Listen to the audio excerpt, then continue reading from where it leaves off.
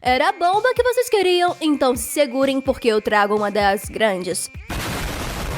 O segundo episódio de Digital Circus está com data marcada, mas não é só isso, saiu um teaser exclusivo da primeira temporada e eu vou revelar pra vocês todos os detalhes e segredos escondidos nele agora mesmo. Fala, gente bonita, eu sou a Mia, e depois de 3 meses de espera, a Glitch Studios decidiu jogar um trailer de Digital Circus bem na nossa cara. O vídeo tem mais de 3 minutos, então tem bastante coisa pra gente comentar. Ele começa com a Pomni deitada no quarto dela, olhando pro teto, tão imóvel quanto a mobília, ao som da mesma trilha sonora que encerrou o primeiro EP, indicando pra gente que desde o dia em que chegou no circo digital, a coitada continua no mesmo estado de perturbação e ansiedade. Não dá nem pra especular quantos dias, semanas ou até meses se passaram, até porque a gente ainda nem sabe ao certo como funciona o tempo nesse universo. Mas enfim, o Kane interrompe a crise existencial da boba da corte, dando um belo susto nela. Pra ajudá-la a contar pra gente o que vem por aí, Kane começa explicando do jeitinho dele o sucesso que o episódio piloto fez e por conta do estouro na internet, a primeira temporada vem aí. Mas é óbvio que, por Digital Circus ser uma animação indie, eles não vão lançar os episódios tudo de uma vez só. O canal Glitch, inclusive, conta com outras séries animadas no catálogo. E só pra vocês terem uma noção, o segundo episódio de Murder Drones só foi lançado 1 ano depois do primeiro. Então a gente tá até no lucro por não precisar esperar